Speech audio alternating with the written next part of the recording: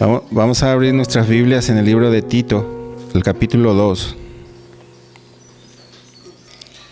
En la carta a Tito, capítulo 2, a partir del versículo 11, dice: porque la gracia de Dios se ha manifestado para salvación a todos los hombres, enseñándonos que renunciando a la impiedad y a los deseos mundanos, vivamos en este siglo sobria, justa y piadosamente, aguardando la esperanza bienaventurada y la manifestación gloriosa de nuestro gran Dios y Salvador Jesucristo, a quien se dio a sí mismo por nosotros para redimirnos de toda impiedad y purificar para sí un pueblo propio, celoso de buenas obras. Esto habla y exhorta y reprende con toda autoridad. Nadie te menosprecie. Quiero centrarme en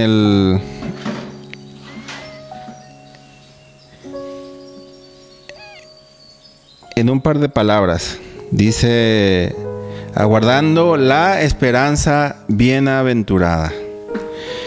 En la traducción del original, sabemos que bienaventurado significa supremamente bendito, bendecido, feliz, gozoso, y la traducción de esperanza es expectativa. Sería más o menos una expectativa gozosa la que esperamos.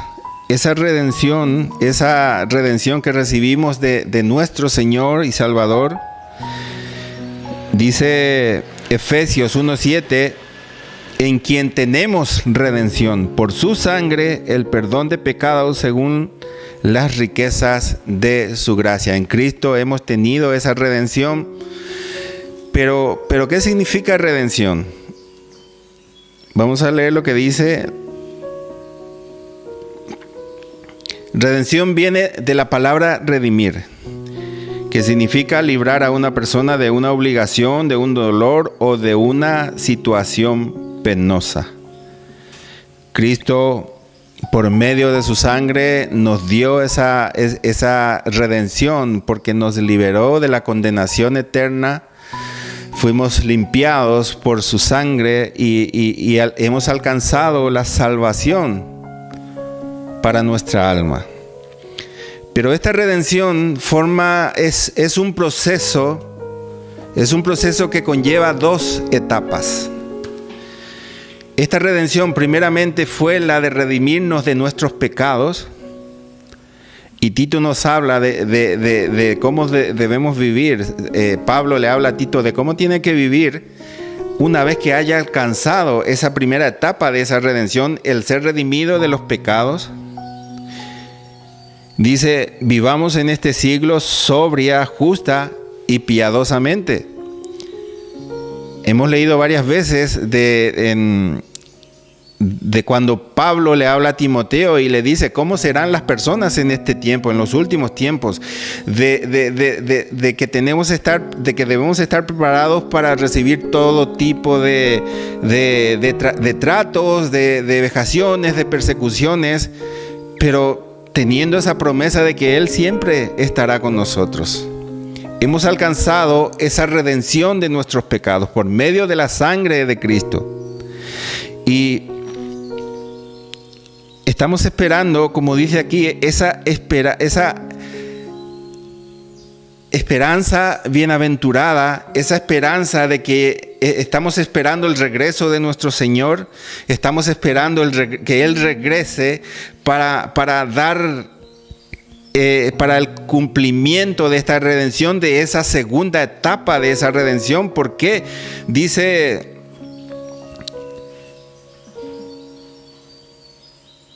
Primera de Tesalonicenses 4, 16, 17, dice: porque el Señor mismo, con voz de mando, con voz de arcángel y con trompeta de Dios, descenderá del cielo, y los muertos en Cristo resucitarán primero. Luego nosotros, los que vivimos, los que hayamos quedado, seremos arrebatados juntamente con ellos en las nubes para recibir al Señor en el aire. Y así estaremos siempre con el Señor. Esto es muy importante. Dice, y así estaremos siempre con el Señor. La segunda etapa de la redención es la redención total, la transformación del cuerpo. Primero ha sido la redención de los pecados. Cristo nos limpió de todas nuestras maldades, de nuestros pecados, nos limpió, nos justificó y nos dio la oportunidad de presentarnos, de estar siempre en la presencia de Dios. Y la segunda etapa es la redención de nuestros cuerpos. Porque con este cuerpo no podemos vivir una eternidad, porque vivimos en un cuerpo mortal, en un cuerpo que tiene una fecha de caducidad. Este cuerpo va a llegar un momento en que va a morir, vamos a morir. Entonces, con este cuerpo no podemos ir a una eternidad. Y entonces, la segunda etapa de la redención es la redención del cuerpo en sí. Como dice San Pablo, primero resucitarán los muertos ya en un cuerpo glorificado. Después nosotros, lo que hayamos quedado, seremos arrebatados y seremos transformados y tendremos un cuerpo glorificado, un cuerpo con la que podemos nosotros llegar a vivir una eternidad en la presencia de Dios. Entonces, la redención es un proceso de dos etapas. Primeramente, la limpieza, la redención de nuestros pecados, y después la redención del cuerpo en sí. Y dice, y así estaremos siempre con el Señor. Yo con este cuerpo no podré vivir una eternidad de la presencia de Dios. Este cuerpo tiene que ser redimido tal como es, un cuerpo pecaminoso aún, a un cuerpo glorificado, dice, como la de nuestro Señor Jesucristo cuando resucitó de los muertos. Y a partir de allí empezaremos a vivir en su presencia. Viviremos y estaremos siempre con el Señor. Este proceso de redención, quiero que vengas conmigo a Lucas 28.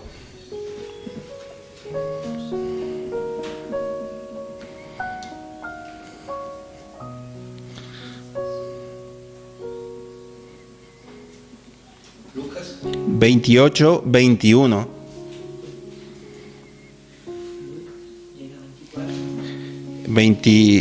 24, 28. Puse 24, 24, 21.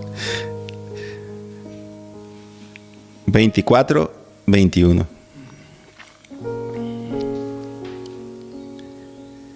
Aquí el Señor ya está hablando de la gran tribulación.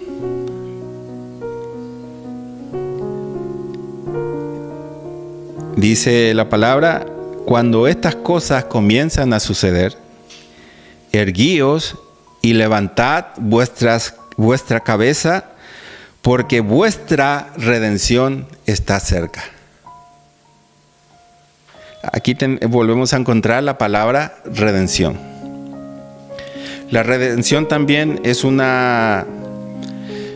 proceso de dos etapas, que va a suceder en dos etapas. Cuando buscamos la traducción del original de la palabra redención aquí, encontramos que el significado del griego es rescate en su totalidad. Yo quiero que te quedes con esta traducción, rescate en su totalidad. La primera etapa de la redención, en la que el Señor en algunos terminará antes su obra de redención y en algunos será en una segunda etapa. Estamos hablando que cuando la iglesia sea levantada, es la primera etapa de la redención, en el que el Señor llevará a su iglesia y allí toda la iglesia será redimida, tanto de los pecados y en la redención del cuerpo que será transformado. Pero cuando Jesús habla en Lucas, cuando dice, esto se refiere al pueblo de Israel y a los que hayan quedado de la iglesia de Jesucristo. El tiempo de la tribulación es la semana 70 de Daniel, de la profecía de Daniel, en la que el Señor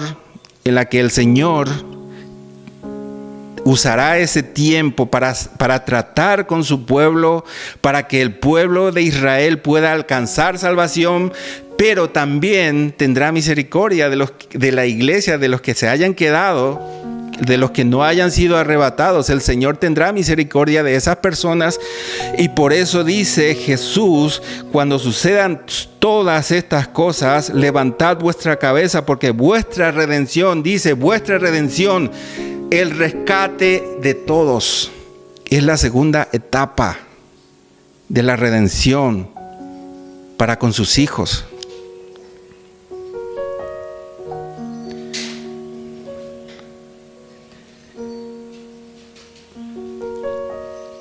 Cuando los discípulos preguntaron a Jesús cuándo sería el tiempo del fin,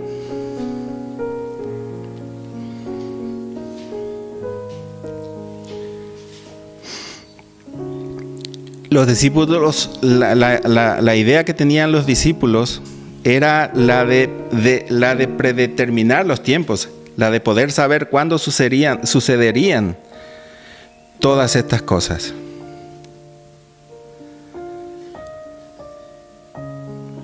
Pero Jesús les dijo, el día, Mateo 24:36 dice, pero el día y la hora nadie sabe, ni aun los ángeles de los cielos, sino solo mi Padre. Los discípulos deseaban fijar un tiempo, deseaban ellos tener un tiempo exacto de cuándo sucederían todas estas cosas.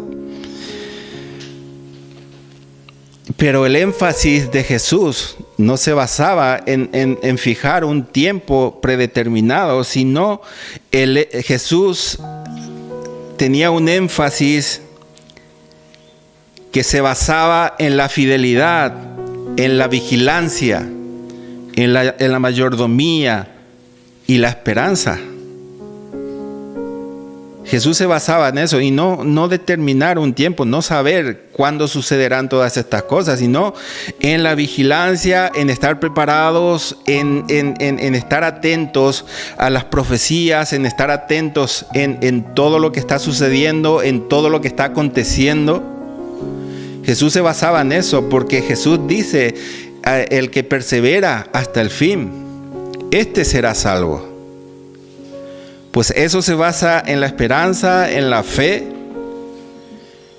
no tratando de deducir el tiempo ni de cuándo será, sino simplemente esperar.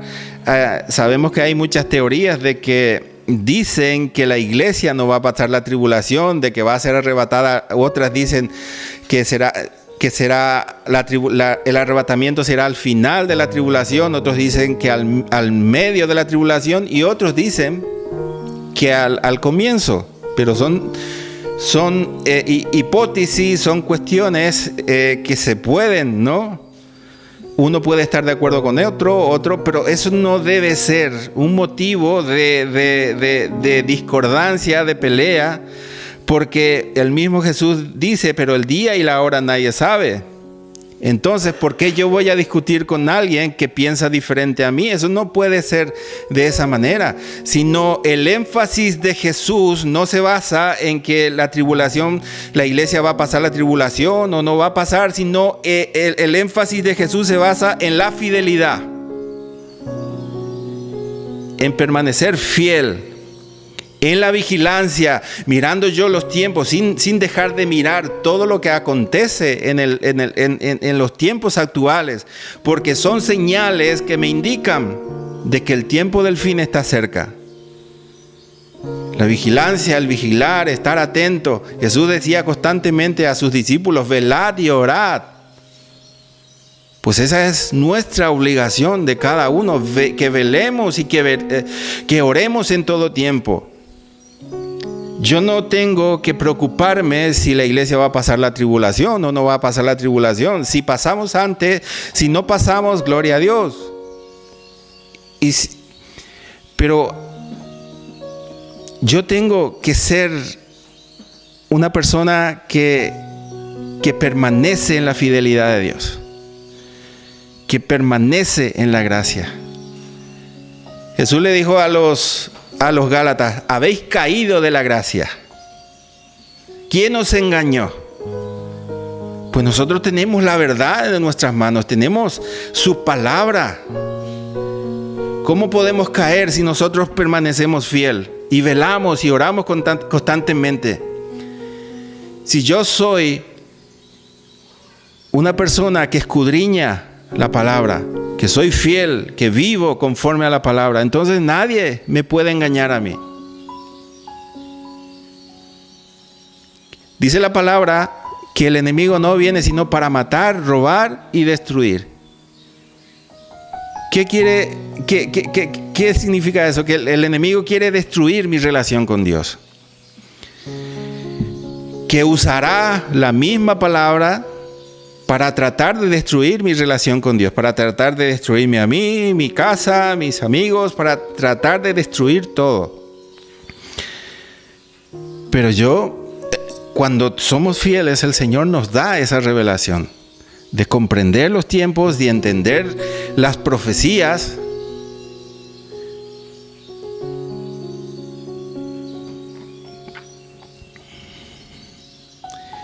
Segunda de Timoteo 3:14.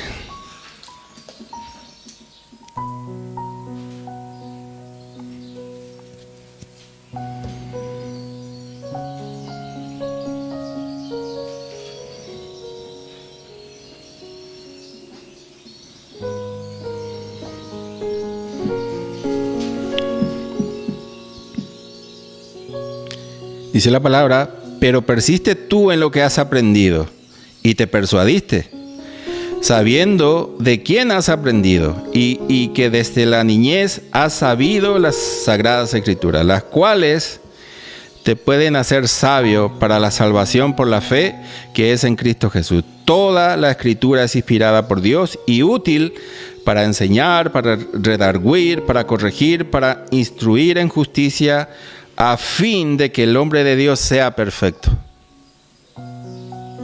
A fin de que el hombre de Dios sea perfecto, enteramente preparado para toda buena obra.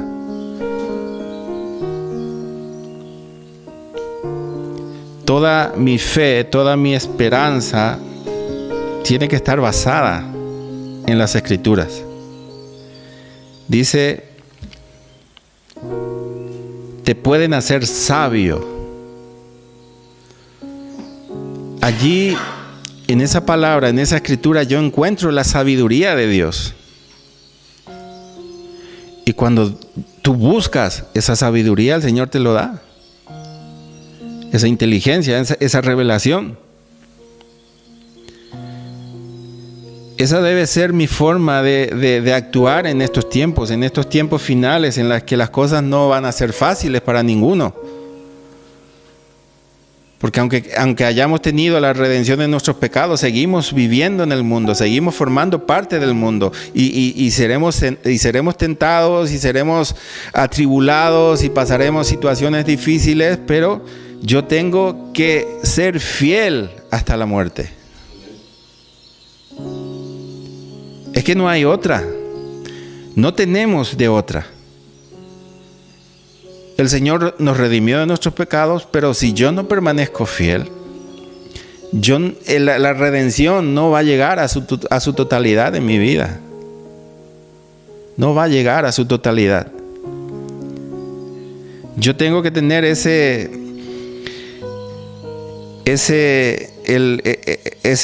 don de la...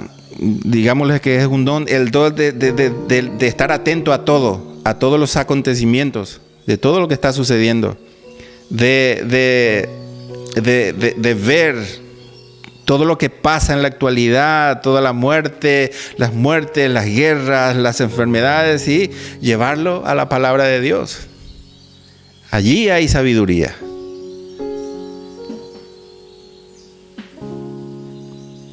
Y necesitamos cada día más aferrarnos a nuestro Señor, a nuestro Salvador, que fue el que nos redimió de nuestros pecados.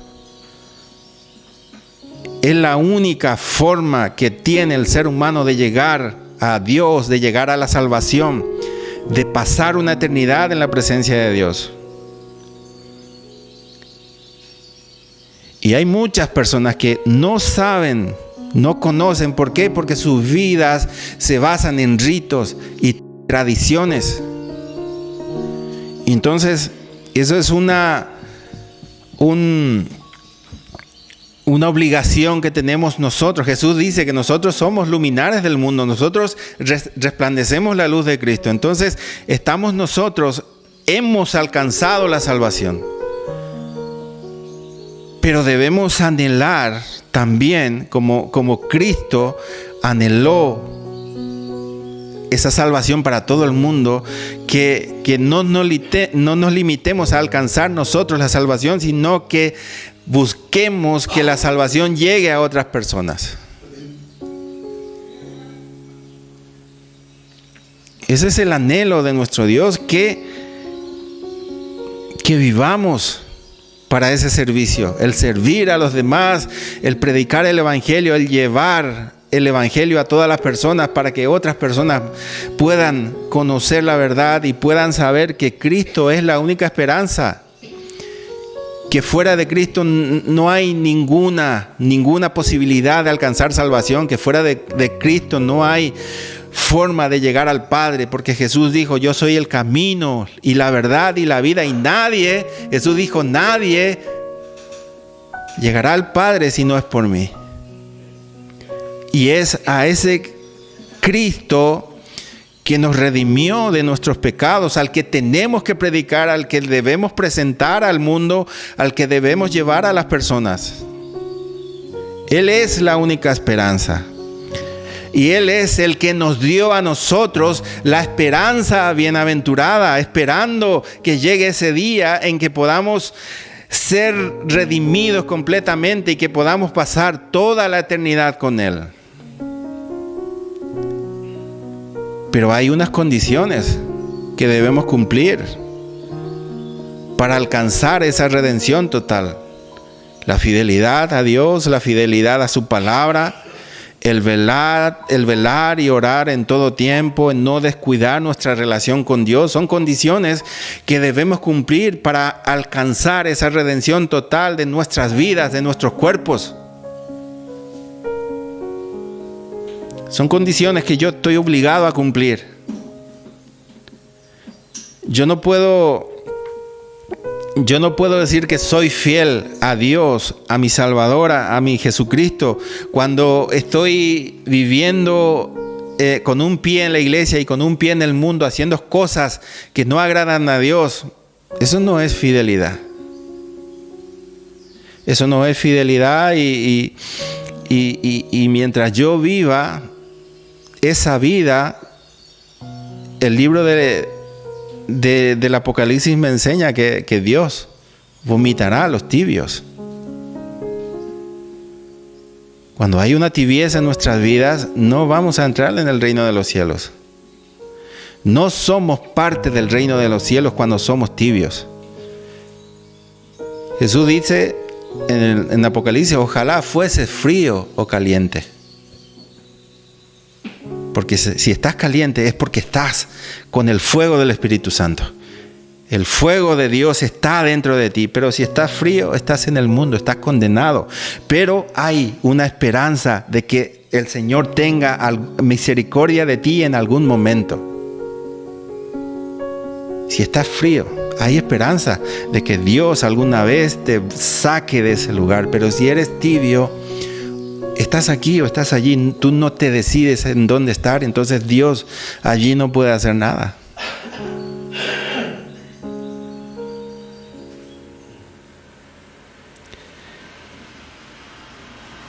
Yo tengo que ser, esa fidelidad que Dios tiene conmigo tiene que ser recíproca en mi forma de vivir. en mi forma de hablar, en mi forma de actuar, en mi forma de hacer las cosas, el amor que yo demuestro a las personas.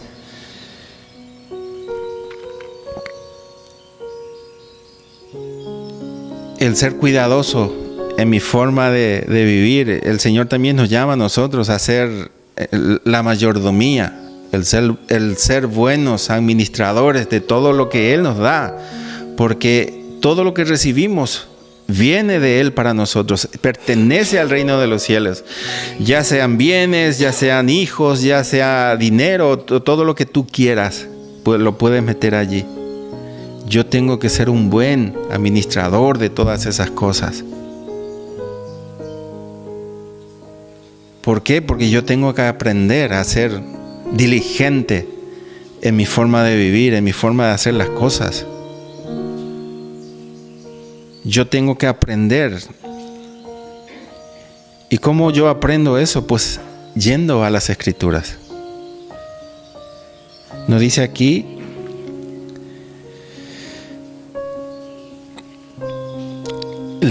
dice Timoteo, las cuales te pueden hacer sabio de sabiduría, inteligente. Eso yo lo consigo solamente en las Escrituras. Yo puedo llenarme de conocimiento, puedo ir a la universidad, sacarme 1 o 2 doctorados, 2 carreras, pero eso a mí no me hace sabio. Eso me da conocimiento, pero no me da la sabiduría. Tú te sacas una carrera, te da inteligencia, conocimiento para ciertas áreas de la vida.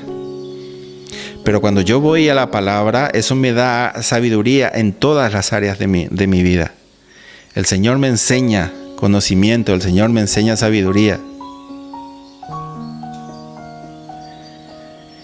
Y cuando tú eres redimido por Dios, dice Jeremías 32:40, dice, y haré con ellos pacto eterno, que no me volveré atrás de hacerles bien, y pondré mi temor en el corazón de ellos. Dice, mi temor. Todos sabemos aquí, ¿no?, lo que significa el temor de Dios. El miedo ese de hacer lo malo, de pecar, de pensar que siempre Dios está mirando y cuando viene la tentación de rechazar ese pecado que me están ofreciendo. Y pondré mi temor en el corazón de ellos. ¿Por qué? Dice, para que no se aparten de mí. Jesús dijo, ninguno de los que me diste perdí. A nadie he perdido. Todos los que me diste, los he guardado. Eso es algo muy importante, una condición muy importante también para llegar a la redención total. El temor de Dios.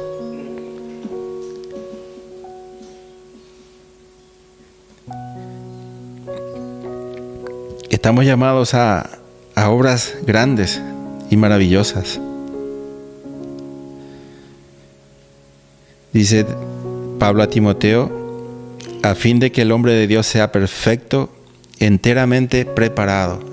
Fíjate lo que dice, enteramente preparado. ¿Entiendes lo que significa esta palabra? Preparado, porque Dios te prepara. Dios prepara tu corazón, Dios prepara tu mente para toda buena obra. Y cuando tú haces una buena obra, eso no sale de ti como hombre, sino sale de esa preparación que Dios te dio, sale del corazón de Dios, esa buena obra que tú hiciste. Y para eso estamos llamados, para toda buena obra, para alcanzar sabiduría, para alcanzar esa redención total. Jesús dijo, yo haré de ti pescador de hombres. Y Dios te prepara para eso. Eso es una buena obra grandiosa y Dios te llama a eso, a ser un pescador de hombres, pescador de almas. Tú y yo hemos alcanzado la salvación, pero todavía hay personas, almas que necesitan alcanzar también esa gracia Y para eso hemos sido preparados tú y yo por Dios, para hacer esa buena obra de alcanzar a muchas personas a la salvación, al conocimiento de la verdad. Estamos llamados para buenas obras, no solamente eso, sino para otras obras que son grandiosas también, que son maravillosas delante de Dios, pero todas esas obras vienen directamente del corazón de Dios y tú eres ese punto, ese instrumento que Dios utiliza para llegar a esa buena obra. Todo viene de Dios. Nuestra salvación, nuestra alma, todo se lo debemos a Él. Y qué mejor respuesta a Dios por todo lo que nos das, con la misma fidelidad que Él nos trata, que Él nos ama, de devolverle esa misma fidelidad a Él. De decirle, cuando el Señor te habla, decir: Señor, heme aquí estoy. Que sea tu voluntad, Señor. Yo sé que los tiempos son difíciles, que hay muchos afanes, que hay que trabajar para subsistir, que el mundo nos ofrecerá muchas cosas, pero en medio de todo eso, esa fidelidad que tú le demuestres a Dios, eso agrada a Dios. Eso saca una sonrisa de Dios de que tú le seas fiel cuando el mundo te está ofreciendo esto, el mundo te está ofreciendo aquello y tú permaneces fiel. Eso es una bendición de Dios para ti. ¿Qué podemos decir de nuestro Dios? Lo grande y lo maravilloso que es con nosotros, que hemos alcanzado el conocimiento de la verdad, que hemos alcanzado la redención de nuestros pecados y muy pronto la redención total de nuestros cuerpos, para que podamos vivir eternamente con Él, para reinar con Él por toda la eternidad. Amén. Vamos a orar. Señor, te bendecimos y te glorificamos. Te adoramos a ti, Señor. Señor, tú eres lo mejor que nos ha pasado en la vida, lo mejor que tenemos, Señor, en nuestras vidas.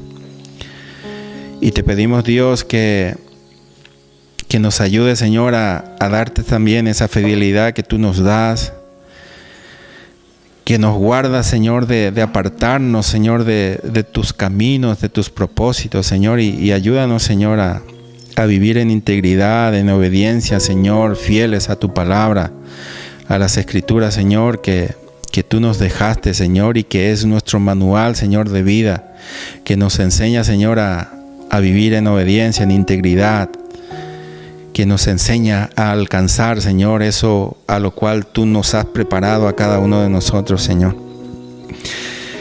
Bendigo la vida de cada uno de mis hermanos, Señor. Bendice sus vidas, Señor. Te pido, Señor, que tu presencia acompañe a cada uno, Señor, en toda actividad, en toda situación, en toda circunstancia, que tú vayas por delante de cada uno, Señor. Que seas tú, Señor, en nuestros corazones y que seas tú resplandeciendo en nosotros, Señor. Que las personas del mundo te vean a ti en nosotros, Señor, en nuestro rostro, en nuestra forma de hablar, en nuestra forma de comportarnos, Señor. Que seas tú todo, en todo, Señor. En el nombre de Jesús. Amén.